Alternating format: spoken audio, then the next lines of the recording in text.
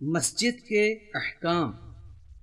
مسجد وہ مقدس جگہ ہے جو مسلمانوں کے اتحاد، ان کی صفوں کی مضبوطی، عبادت میں مدد اور بہت سے اہم فوائد کی حامل ہے، جن میں سے دنیا و آخرت کی عافیت اور شفاعت وغیرہ قابل ذکر ہیں۔ اسی وجہ سے مسجد کی اہمیت و فضیلت کے سلسلے میں بہت سی روایتیں بیان ہوئی ہیں۔ احکام مسجد میں سے ایک بات یہ ہے کہ بغیر کسی اہم عذر کے مسجد میں حاضر نہ ہونا، خاص کر مسجد کے پڑوسی کے لیے مکروہ ہے۔ مسجد بنانا مستحب ہے، اس کی حفاظت، صاف صفائی میں بہت زیادہ ثواب ہے، اور اس کی عمارت اور ماحول کو خراب کرنا بہت بڑا ظلم ہے۔ سونے وغیرہ کے ذریعے سے مسجد کا سجانا، اس کے کسی حصے کو نجس کرنا حرام ہے، اور پاک کرنا فوراً واجب ہے۔ مسجد کی چیزوں کو بیچنا ناجائز ہے، چاہے وہ خراب ہی کیوں نہ ہو گئی ہوں۔ انہیں صرف اسی مسجد میں، اور اگر اس میں ممکن نہ ہو تو دوسری مسجد میں استعمال کرنا چاہیے۔ البتہ اگر اس سے استفادہ بالکل ممکن نہ ہو تو اسے فروخت کر کے پیسوں کو اسی مسجد کی تعمیر میں خرچ کرنا چاہیے۔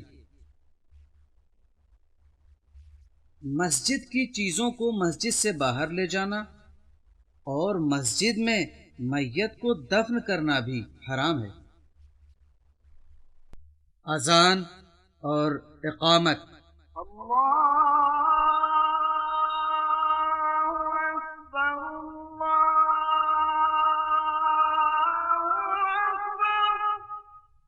اذان وہ موزون، پرمغز اور تعمیری نعرہ ہے جس کے ذریعے اسلام کے وجود کا اعلان اور مسلمانوں کے عقائد و اعمال کا اظہار ہوتا ہے۔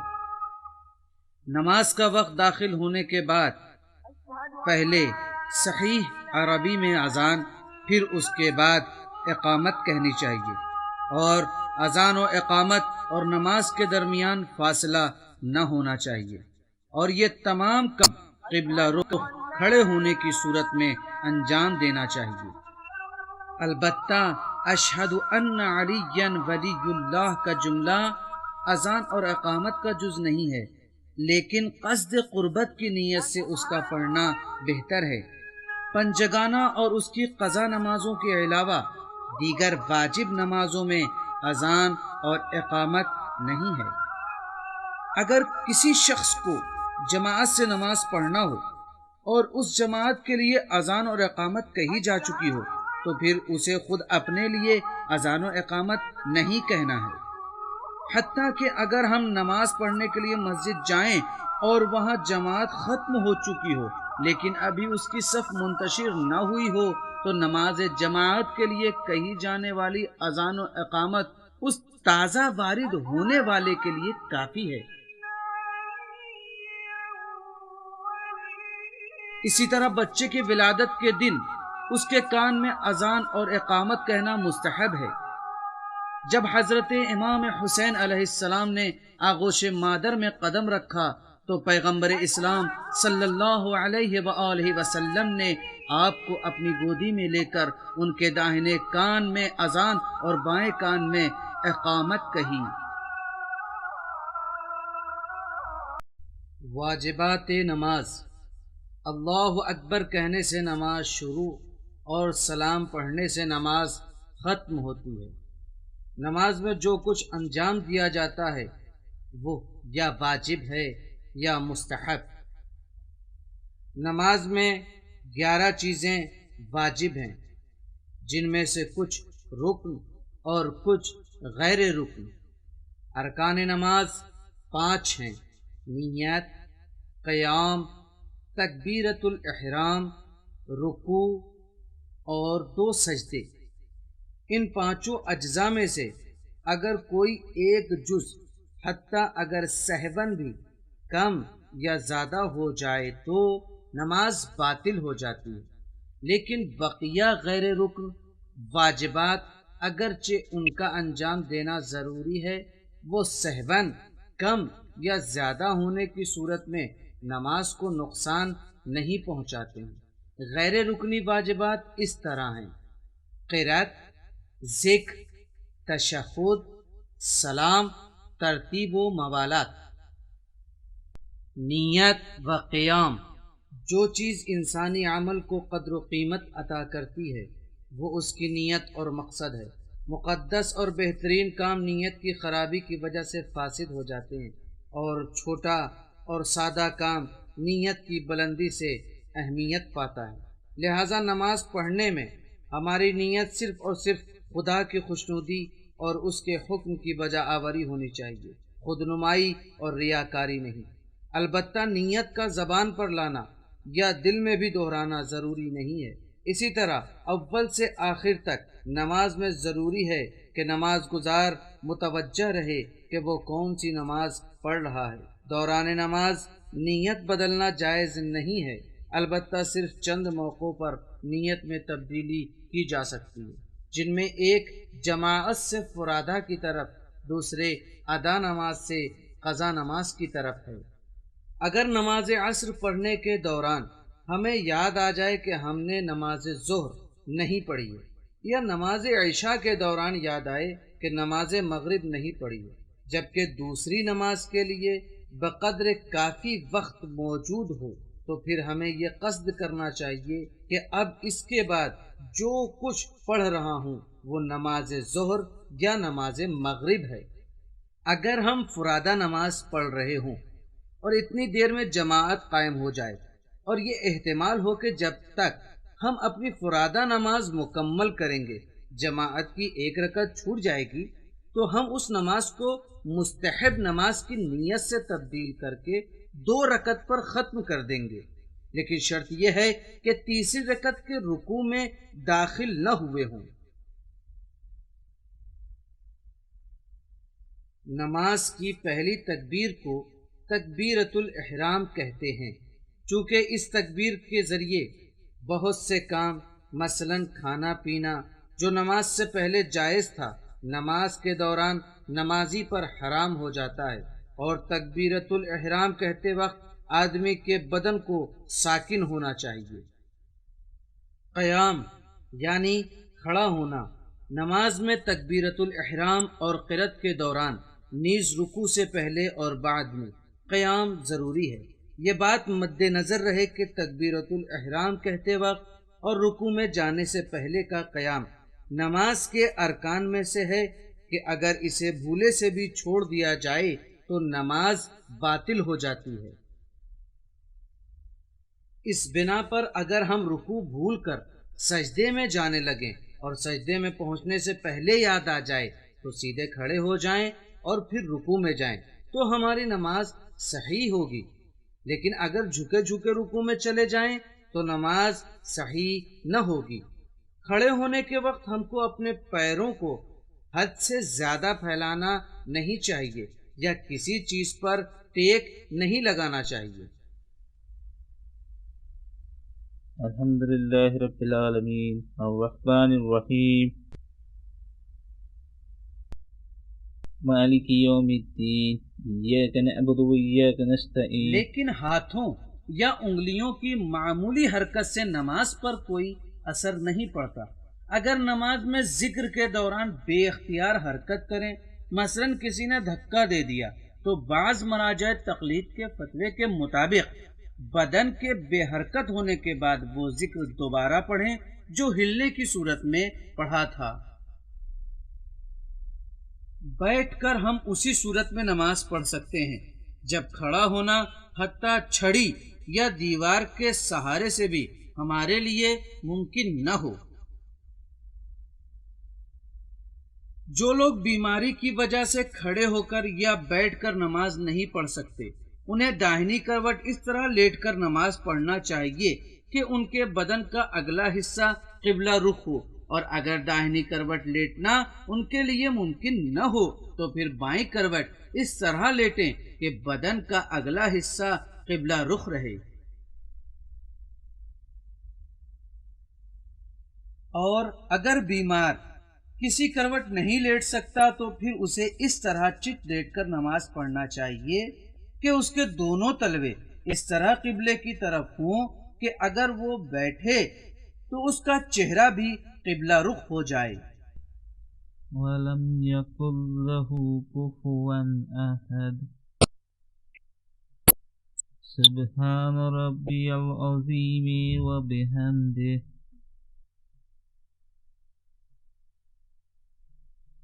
سبحان ربي الأعلى وبحمده۔ قراءت جگانہ نماز کی پہلی اور دوسری رکعت میں سورہ حمد اور کسی ایک مکمل سورے کا پڑھنا واجب ہے۔ اسی طرح تیسری اور چوتھی رکعت میں 3 مرتبہ تسبیحات اربع یعنی سبحان اللہ والحمد للہ ولا الہ الا اللہ واللہ اکبر یا صرف سورہ حمد پڑھیں۔ البتہ اکثر مراجع تقلید کے فتوے کے مطابق 1 مرتبہ تسبیحات اربع کا پڑھنا بھی کافی ہے۔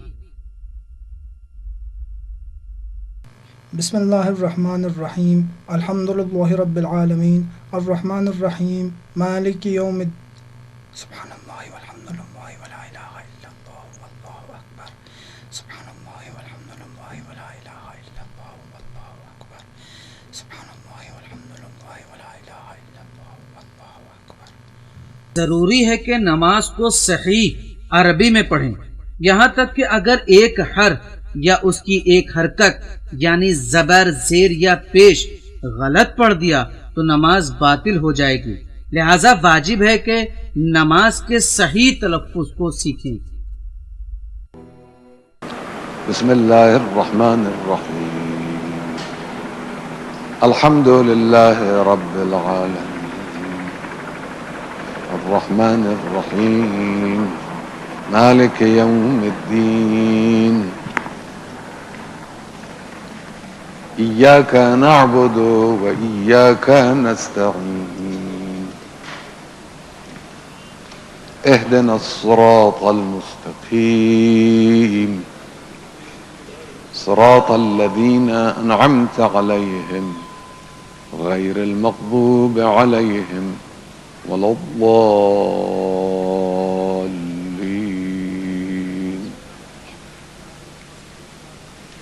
بسم اللہ الرحمن الرحیم قل هو اللہ احد اللہ الصمد لم یلد ولم یولد ولم یکن له کفوا احد۔ البتہ اگر کسی لفظ کو صحیح سمجھ کر پڑھ رہے تھے بعد میں پتہ چلے کہ وہ غلط تھا تو بعض مراجع تقلید کے فتوے کے مطابق دوبارہ نماز پڑھنا واجب نہیں ہے۔ نماز ظہر و عصر کی پہلی 2 رکعت میں سورہ حمد اور دوسرے سورے کو آہستہ پڑھنا چاہیے، لیکن صبح مغرب اور عشاء کی نماز میں مردوں کو سورہ حمد اور دوسرے سورے کو بآواز بلند پڑھنا چاہیے، اور عورتیں چاہیں تو دھیرے سے پڑھیں یا بآواز بلند پڑھیں، انہیں اختیار ہے۔ البتہ اکثر مراجع تقلید کے نزدیک اگر نامحرم آواز کو سن رہا ہو تو احتیاط واجب یہ ہے کہ عورت نماز کو آہستہ پڑھے۔ اسی طرح تسبیحات اربع جو تیسری یا چوتھی رکعت میں پڑھی جاتی ہے یا اس کی جگہ اگر سورہ حمد پڑھنا ہو تو اسے مکمل طریقے سے آہستہ پڑھنا ہوگا۔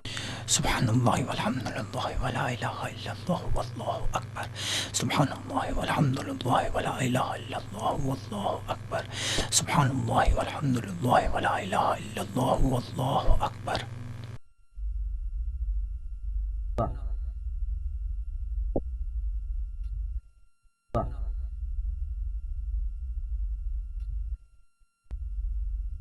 جس نماز کو بلند آواز سے پڑھنا چاہیے اگر اسے عمدن آہستہ پڑھا تو ہماری نماز باطل ہو جائے گی، لیکن اگر بھولے سے یا پھر مسئلہ نہ جاننے کی وجہ سے یہ کام ہو جائے تو کوئی حرج نہیں ہے۔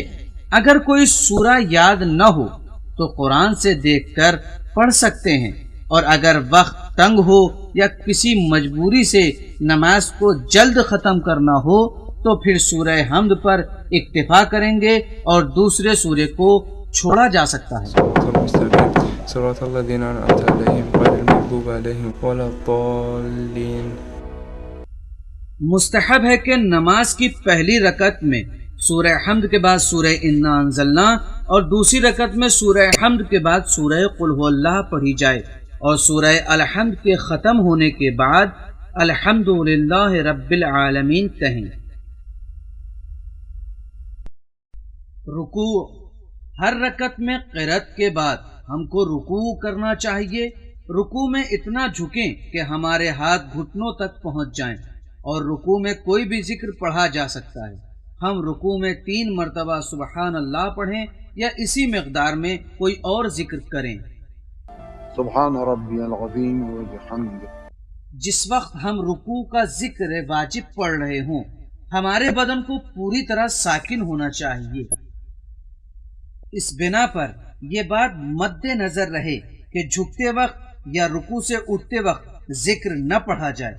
ذکر کے تمام ہونے اور رکوع سے سر اٹھانے کے بعد پورے طور پر ہم اس طرح کھڑے ہو جائیں کہ ایک لہجے کے لیے ساکن بدن کے ساتھ قیام کی حالت میں رہیں۔ یہ قیام نماز کے واجبات میں سے ہے کہ اگر اسے جان بوجھ کر چھوڑ دیا جائے تو نماز باطل ہو جائے گی۔ اگر بیماری کی وجہ سے ہم رکوع نہ کر سکیں، یہاں تک کہ کسی چیز کا سہارا لے کر بھی بطور معمول اسے انجام نہ دے سکیں، تو پھر جتنا جھک سکتے ہو جھکیں، اور اگر بالکل جھک نہ سکتے ہوں تو بیٹھ جائیں اور بیٹھ کر اس طرح رکوع کریں کہ چہرہ گھٹنوں کے سامنے یا سجدے کی جگہ سے قریب تر ہو جائے۔ سجدہ، نماز کی ہر رکعت میں رکوع کے بعد ہم کو 2 سجدے کرنے چاہیے، یعنی پیشانی، ہتھیلیاں، گھٹنے اور پیروں کے دونوں انگوٹھے زمین کے اوپر ٹیکیں۔ سبحان ربی الاعلی و بحمدہ۔ البتہ بعض دوسرے اعضاء مثلا کلائیوں اور پیروں کی انگلیوں کے ٹیکنے میں کوئی حرج نہیں ہے۔ اگر بھولے سے بدن کے ساکن ہونے سے پہلے ذکر پڑھنا شروع کر دیا تو پھر بدن کے ساکن ہونے کے بعد اس کا دوبارہ پڑھنا ضروری ہے۔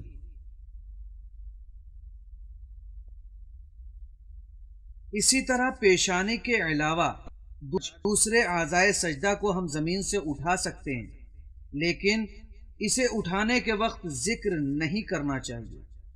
پہلے سجدے کے بعد پورے طور پر 2 زانو بیٹھ جائیں، اس کے بعد دوسرا سجدہ بجا لائیں اور پھر دوسرے سجدے سے سر اٹھانے اور پورے طور پر بیٹھنے کے بعد نماز پوری کریں۔ اگر جلد بازی میں پیشانی سجدگاہ سے ٹکرانے کے بعد بے اختیار جدا ہو جائے تو بعض مراجع تقلید کے فتوے کے مطابق ہمیں دوبارہ سجدگاہ پر سر نہیں رکھنا چاہیے اور اسی پیشانی کے سجدگاہ سے ٹکرانے کو ایک سجدہ شمار کر لینا چاہیے۔ اس حالت میں ذکر پڑھا ہو یا نہ پڑھا ہو، لیکن اگر دوبارہ پیشانی بے اختیار سجدگاہ سے ٹکرا جائے تو اس 2 مرتبہ ٹکرانے کو ایک سجدہ شمار کریں گے۔ اور اگر پیشانی کے گیلے ہونے کی وجہ سے یا پسینے کی وجہ سے سجدگاہ پیشانی پر چپک جائے تو مراجع کے فتوے کے مطابق اسے جدا کر کے پھر سجدہ کریں۔ جن چیزوں پر سجدہ جائز ہے، خاک، پتھر اور ہر اس چیز پر جسے زمین کا جز سمجھا جاتا ہے اور وہ کھانے یا پہننے میں استعمال نہ ہوتی ہو، اس پر سجدہ جائز ہے، سوائے معدنیات مثلا فیروزہ، عقیق وغیرہ کے کہ ان پر سجدہ کرنا جائز نہیں ہے۔ البتہ سجدے کے لیے بہترین چیز تربت سید الشہداء علیہ السلام ہے۔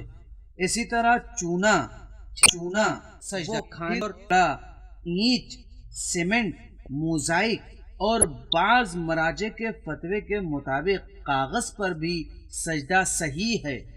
جس وقت ہم ذکر سجدہ پڑھ رہے ہوں ہمارے بدن کو ساکن ہونا چاہیے۔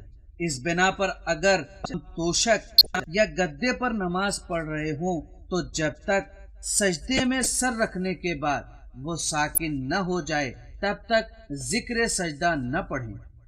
پیشانی اور سجدگاہ کے درمیان کسی چیز کا فاصلہ نہیں ہونا چاہیے۔ اس بنا پر اگر سجدگاہ پر اتنا میل جمع ہوا ہو کہ پیشانی سجدگاہ تک نہ پہنچ سکے تو پھر اس پر سجدہ نہیں کر سکتے، لیکن اگر صرف سجدگاہ کا رنگ بدل گیا ہو تو کوئی حرج نہیں ہے۔ لیکن اگر نماز کے دوران سجدگاہ گم ہو جائے تو ہتھیلی کی پشت اور انگوٹھے پر سجدہ جائز نہیں ہے، صرف اسی چیز پر سجدہ کرنا چاہیے جس پر سجدہ کرنا صحیح ہے، یہاں تک کہ اگر ضرورت پڑ جائے کہ ہم چند قدم چل کر دوسری سجدگاہ حاصل کر لیں تو اگر قبلے سے انحراف نہیں ہوتا ہو تو چند قدم چل کر دوسری سجدگاہ حاصل کریں گے اور نماز پوری کریں گے، ورنہ دوسری صورت میں اگر وقت زیادہ ہو تو نماز توڑ کر دوسری سجدگاہ حاصل کر کے پھر نماز پڑھیں گے۔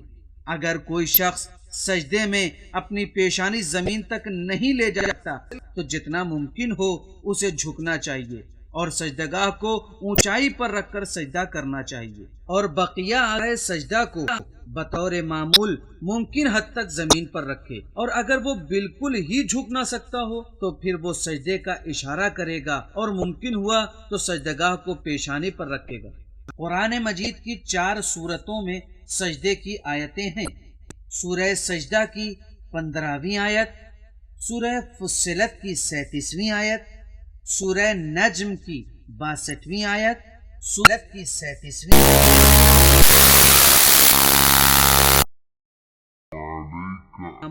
اگر کوئی تو پھر بائیں کروٹ عصر کی پرو سے استفادہ سمے کے خرچ کرنا چاہیے۔